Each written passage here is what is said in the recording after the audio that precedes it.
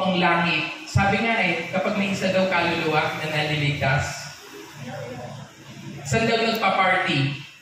Sa langit. Sa kalangitan. Bakit? May madadagdag na kaluluwa.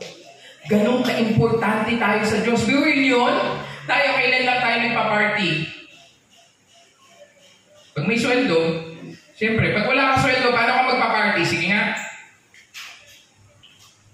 Doon sa langit, nagpa-party pag may naliligtas. Bakit? Ganun ka-importante ang tao eh. Pagka sasabihin nila, ang Diyos ay, hindi matuwid. Ganun na lang ang pag-ibig ng Diyos. Para siya yung itsura ng Ama. Doon sa alibugahang anak na hinihintay niya araw-araw yung anak niya. Bakit? Dahil patay yung anak niya eh. Patay tayo eh. Patay tayo sa harap ng Diyos. Pag nung wala pa si Kristo sa atin, patay tayo. Nakakaramdam ka, kumakain ka, nagsasaya ka, nalulungkot ka, umiiyak ka, sumasayaw ka. Kaso sa harap ng Diyos, patay ka. Bakit? Wala kang connection sa Kanya. Kaso kailan tayo nagkaroon ng connection? Dahil dito, sa mabuting balita, dun sa mga naniwala. Itong paniwala ito ay biyaya ng Diyos. Amen?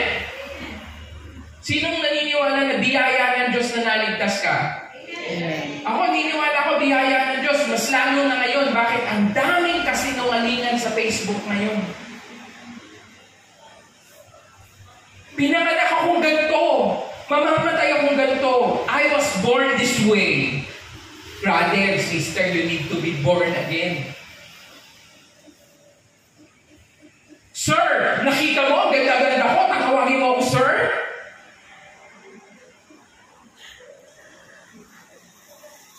Pakiramdam mo lang yun, ilusyonada ka. Ilusyonada ka. Pakiramdam lang natin na mabuti tayo, kaso sa harap ng Diyos tayo ay patay. Kaya nung naniwala tayo, yun ay pinakamagandang himala. Hindi yung promotion mo, hindi yung dahil nawala ka ng sakit, hindi dahil naging mabuti ka na sa asawa mo, hindi dahil bumalik yung tamis ng iyong pagmamahalan. Dahil kasi, sa huli, ang pinakamahalaga yung buhay mo. Dahil aanhin mo lahat to. Sabi nga ni Jesus what will man gain if he gains the whole world and loses his soul? Aanhin mo lahat to kung ang kaluluwa mo ay nawala. Dahil ang kaluluwa po natin mamamatay. Amen?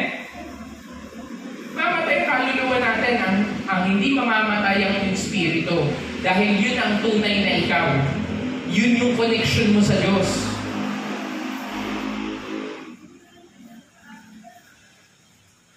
Nung hiningahan ka ba? Nung hiningahan tayo, nagkabuhay tayo, doon tayo nagkaluluwa. Ang kaluluwa po natin, yung emosyon natin, yung desisyon natin.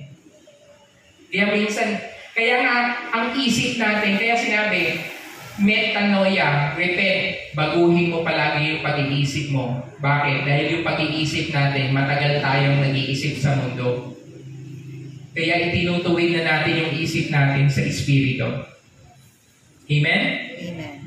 Kaya nga, faith comes from? Hearing and hearing. Hearing and hearing. The Word of God. Amen? Kaya pag ikaw, palagi ka nang nakakapakinig, makikita mo ang spiritual gauge ng isang tao. Pakinggan mo kung anong sinasabi palagi. Makikita mo pag spiritually bankrupt ng isang tao.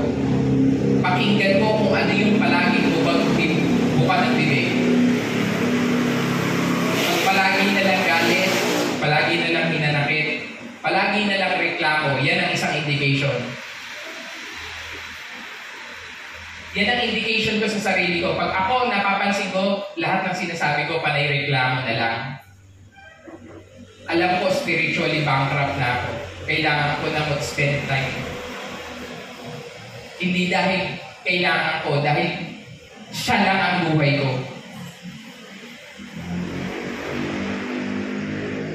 Sino dito yung nawawala ng gana sa mundo? May tayo.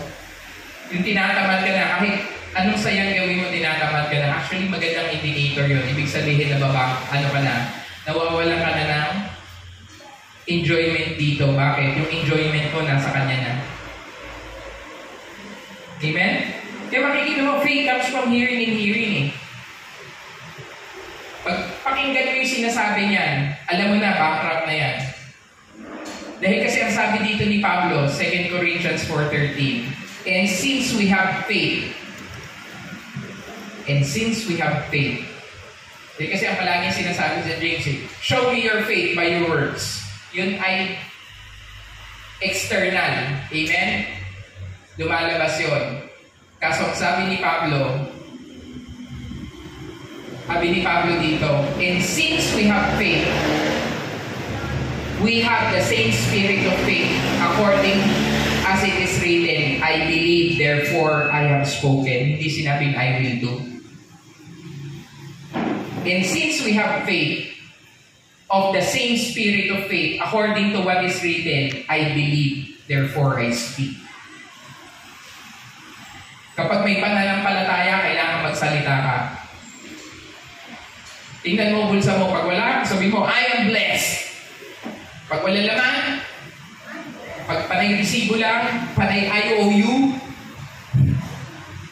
panay utang, sabi mo, I am blessed. Magsalita ka. I am strong. I am loved. I am at peace. Yes, I'm sexy. Yun ang declaration mo eh. Amen? Amen? Amen. I have faith, therefore I speak.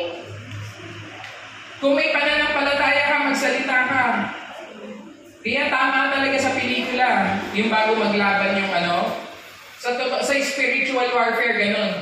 Maging si Fernando po ka, bago humalabit, bago humugot si Fernando po, palagi may linya muna yung, hindi ka nasisikatan ng araw. Pagpuno na ang salong. Dapat ka ng kalus. Amen? Alam mo, ako naniniwala, may Fernando po tayo sa espiritu natin. Bago ka pa magpaglaban, dahil kasi minsan ang espiritu, hindi mo pwedeng kalabanin yan. Ng pisikalan. Kaya sabi ni Pablo, we no longer fight with flesh and blood, but with the principalities and the spirit of the heavenly realms. Ano ang spirit? Ang sabi ni Jesus, my word is spirit and they are life. Kaya banggitin mo yung salita niya. Dahil pag binanggit mo yung salita niya, yan ang espiritu, yan ang the sword of the spirit that brings life. I have faith, therefore I speak. Huwag kang maging tameme. Dahil kasi minsan binobombard tayo ng kalaban eh. Tingnan mo yung anak mo. Tingnan mo yung ganyan. Tingnan mo yung ganito. Tingnan mo yung ganyan. Tigilan mo ako, Satanas. Tigilan mo ako. Dahil napako na ang aking Panginoon at sinabi niyang it is finished. Tigilan mo ako. Dahil sinabi niya, me and my household shall serve the Lord. Tigilan mo ako. Ang sinabi niya, he who lives in the Spirit shall have life. Tigilan mo ako. Ninakaw mo lahat. Sabi ni Jesus, I came here to give you life to the full. Sagutin mo. Huwag kang manahimik. Huwag mo lang gagawin sa loob ng bus, ha? Sa loob ng jeep. Baka matakot yun. Minsan talaga pag napipikon na ako, yung dami ko ng problema, hindi ko na maintindihan. At kukulong lang ako sa kwarto, nagpe-pray trance muna ako, pagkas sasagutin ko yung kaaway, tigil-tigilan mo ako, ha? Sinabi ng Diyos, ito ang nasusulat, at yun ay pangako niya sa akin. At ang Diyos hindi politiko, na bumabawi ng kanyang pangako.